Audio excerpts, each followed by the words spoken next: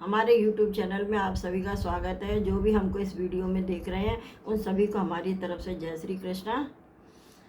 और अब हम श्रीमद् भागवत गीता का तीसरा अध्याय पढ़ने जा रहे हैं, तो आप भी हमारे साथ जुड़े रहिए। हम साथ ही साथ आपको महात्म भी समझाते जाएंगे। तीसरा अध्याय। अर्जुन ने श्री कृष्ण जी से पूछा, हे जनार्दन, यदि निर्वाण पद ब्रह्म पद सबसे श्रेष्ठ है, तब घोर भयानक कर्म जो यह युद्ध है, इसमें मुझको क्यों जोड़ते हो? मिले हुए वचनों को कहकर मेरी बुद्धि क्यों मोहते हो? कहाँ निर्वाण पद और कहाँ यह युद्ध? यह एक बात निश्चय करके कहिए जिससे मेरा कल्याण हो। श्री कृष्ण भगवान बोले, हे निष्पाप अर्जुन, मैं पहले ही समझा चुका हूँ कि इस लोक में दो प्रकार की निष्ठा कही गई है। एक तो सांख्य वालों का ज्ञान योग और दूसरा योगियों का कर्म योग। जो पुरुष कोई कर्म ना करे अर्थात सभी कर्मों को त्याग दे और कहे कि मैं निष्कर्मी हूँ, सन्यासी हूँ, वह ना सन्यासी है ना निकर्मी है। प्राणी तो माता के गर्भ में आने से लेकर मरने तक कर्म ही करता रहता है, बिना कर्म किए कभी नहीं रहता। कर्मों का त्याग करके संन्यास करने से किसी को सिद्धि नहीं मिलती है। जो ज्ञानी कर्मेंद्रियों को रोककर आत्मचिंतन करने के बहाने विषयों की चिंता करता है, वह पाखंडी और मिथ्याचारी कहलाता है। जो इंद्रियों को मन से दमन और विषयों में प्रवृत्त न होने देकर उन्हें कार्य लेता है, वह कर्म योग का अभ्यास कहलाता है और श्रेष्ठ कहलाता है। अपने धर्म के मनुष्य को नियमित कर्म करने चाहिए, क्योंकि कर्म न करने से कर्मों का करना अच्छा है। बिना कर्म किए तुम्हारे शरीर का निर्वाह नहीं हो सकता। हे कौन्ते, यज्ञ के निमित्त किए जाने वाले कर्मों को छोड़कर जितने कर्म हैं उनके करने से मनुष्य को बंधन होता है। अतएव तुम फल की इच्छा त्याग कर यज्ञ के लिए कर्म करो। सृष्टि के आरंभ काल में ही ब्रह्मा जी ने यज्ञ सहित प्रजा को उत्पन्न कर कहा कि यज्ञादि कर्म करके बुद्धि को प्राप्त हो। यही सब कर्म तुम्हारे निमित्त कामधेनु होंगे। इस यज्ञ से तुम देवताओं को संतुष्ट करो और देवता भी तुम्हें संतुष्ट करेंगे। इस प्रकार परस्पर बर्ताव करते हुए तुम और देवता कल्याण को प्राप्त होगे। यज्ञादि से प्रसन्न होकर देवता तुम्हें इच्छित सुख की सामग्रियां देंगे, परंतु उन्हें दिए हुए दान का जो उनका भोग लगाए बिना ग्रहण करता है वह चोर है। पंच महायज्ञ करके जो शेष बचा हुआ भोग ग्रहण करते हैं वह सब पाप से मुक्त हो जाते हैं, और जो अपने निमित्त ही अन्न पकाते हैं वे पापी पुरुष पाप का ही भक्षण करते हैं। अन्न से प्राणियों की उत्पत्ति होती है। अन्न मेघ से उत्पन्न होता है। मेघ यज्ञ द्वारा जल बरसाता है और यज्ञ की उत्पत्ति कर्म से होती है। कर्म की उत्पत्ति ब्रह्म से होती है और ब्रह्म अक्षर परमात्मा से। इस कारण सदा सब पदार्थों में रहने वाला जो ब्रह्म है वह सब यज्ञों में प्रस्तुत है। हे पार्थ, इस प्रकार चलाए हुए चक्र के अनुसार जो चलता है वह पापमय है। जो पुरुष आत्मा में रत रहता है, आत्म आनंद के अनुभव से तृप्त रहता है, उसे कुछ भी कार्य शेष नहीं। वह कोई कार्य करे या ना करे, उसे कोई प्रयोजन अथवा लाभ नहीं। इसलिए तुम भी फल की इच्छा त्याग कर कर्तव्य पालन करते रहो, क्योंकि फल की इच्छा को त्याग कर कर्म करने वाला पुरुष ही मोक्ष को प्राप्त होता है। लोक संग्रह को देखते हुए भी तुम्हें कर्म करना चाहिए, क्योंकि श्रेष्ठ पुरुष जैसे जैसे कर्म करते हैं दूसरे पुरुष भी उन्हीं का ही अनुसरण करते हैं। हे पार्थ, मुझे तीनों लोकों में कुछ भी अप्राप्य नहीं है, न ही मेरे करने योग्य कोई कर्म शेष है। हे पार्थ, मुझे तीनों लोकों में कुछ भी अप्राप्य नहीं है और न ही मेरे करने योग्य कोई कर्म श्रेष्ठ शेष है, किंतु फिर भी मैं कर्म करता। यदि मैं ही कर्म ना करूं तो सब लोग भी कर्म से विमुख होकर नष्ट हो जाएंगे। इसलिए मैं ही वर्ण संकरों की उत्पत्ति का हेतु बनकर प्रजा को नष्ट करने वाला समझा जाऊंगा। जिस प्रकार ज्ञानी फल की इच्छा करके कर्म करता है, वैसे ही ज्ञानी को फल की इच्छा न चाहते हुए कर्म करने चाहिए।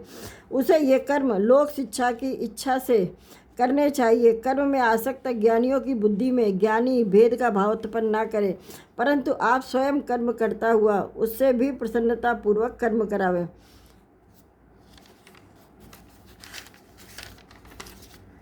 हे अर्जुन, कर्म प्रकृति के गुण से ही उत्पन्न होता है, परंतु जिनकी बुद्धि अहंकार से भ्रष्ट है ऐसे को लोग मूर्ख समझते हैं। हम करता है, परंतु जो गुण और कर्म के विभाग का सच्चा तत्व जानता है वह ज्ञानी पुरुष यह समझकर उसमें आसक्त नहीं होता है। कि गुणों का यह खेल आपस में हो रहा है। हे अर्जुन, अध्यात्म बुद्धि से तुम सभी कर्मों को मुझ पे अर्पण करो और फल की आशा छोड़कर युद्ध करो। जो पुरुष श्रद्धा पूर्वक मेरे वचनों में दोष दृष्टि न करके मेरे इस मत के अनुसार आचरण करते हैं, वे कर्म बंधन से मुक्त हो जाते हैं। ऐसा न करने वालों को तो संपूर्ण ज्ञान से रहित जान। प्राणी को समझना चाहिए कि अपना कठिन धर्म भी दूसरे के सहज धर्म से श्रेष्ठ होता है। अपने धर्म में मरना सर्वथा कल्याणकारी होता है और अन्य धर्म अकल्याणकारक है। हे श्री कृष्ण, भगवान श्री कृष्ण की बात सुनकर अर्जुन ने पूछा, पुरुष को पाप करने की इच्छा न होते हुए भी कौन उसे बलात् पाप करने पर विवश करता है। हे अर्जुन, रजोगुण से उत्पन्न होने वाले काम और क्रोध मनुष्य को पाप कर्म की ओर ले जाते हैं। उनसे उत्पन्न इच्छाएं कभी तृप्त नहीं होती हैं। हे महापापी और घोर शत्रु है, जिसे धुएं से आग, धूल से दर्पण और झिल्ली से गर्भ का बालक ढका रहता है, उसी प्रकार विषयों की इच्छा से आत्मज्ञान ढका है। हे कौन्तेय, इस शत्रु रूप काम के कारण ही ज्ञानियों का ज्ञान आच्छादित हुआ है। इंद्रिया, मन और बुद्धि इस काम के सहायक हो जाते हैं, किंतु विषयों की इच्छा उनके सारे ही ज्ञान को ढककर जीव को मोहित कर लेती है। इसलिए सर्वप्रथम तुम इंद्रियों को बस में करो, इंद्रियों को जीतो। कहते हैं कि इंद्रियां प्रबल है, किंतु इंद्रियों से भी प्रबल मन है। इस प्रकार जो बुद्धि से परे उस आत्मा को जानकर निश्चयात्मक बुद्धि द्वारा मन को निश्चल करके तुम इस दुर्धर शत्रु काम पर विजय पाओ। इति श्रीमद् भगवत गीता सुपनिषदसु ब्रह्मविद्या योग शास्त्रे श्री कृष्णार्जुन संवादे कर्म योगो नाम तृतीयोध्याय समाप्त। अब हम तीसरे अध्याय का महत्तम पढ़ेंगे। श्री नारायण जी बोले, हे लक्ष्मी, एक शूद्र अकेला ही वन में रहता था। उसने बहुत से कुकर्म करके बहुत सा धन एकत्रित कर लिया था, किंतु किसी कारण से उसका सारा धन जाता रहा।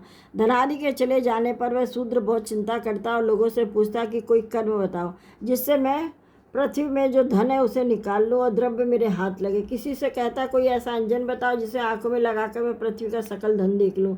तब किसी ने उससे कह दिया कि मांस मदिरा खाया पिया कर।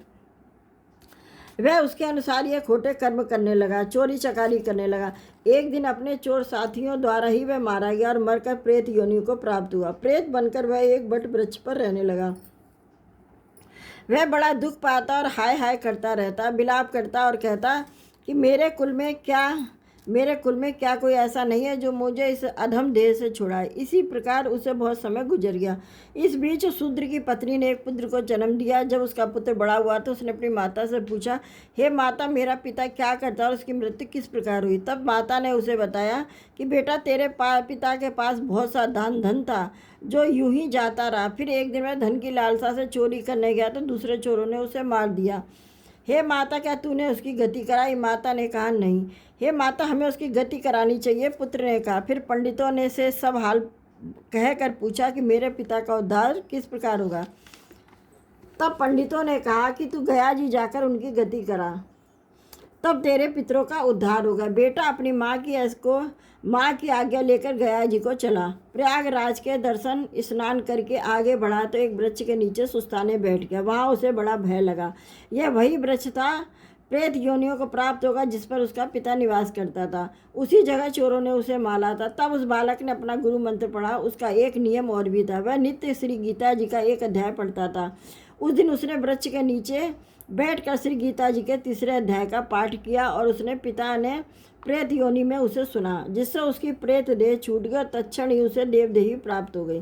स्वर्ग से विमान आए। विमान पर चढ़कर वह उसके सामने और आशीर्वाद देते हुए बोला, हे पुत्र, मैं तेरा पिता हूँ जो मरकर प्रेत हो गया था। तेरे इस पाठ को श्रवण करके मैंने प्रेत योनि त्याग कर देवदेही पाई है। मेरा उद्धार हो गया। अब तुझे गया जी जाना और अपनी खुशी से जा। जिस कार्य से तू गया जी जाना चाहता था वह तो तेरा यही पाठ से पूर्ण हो गया। यह सुनकर पिता ने कहा, हे पिताजी, अब कोई और आज्ञा हो तो कहें।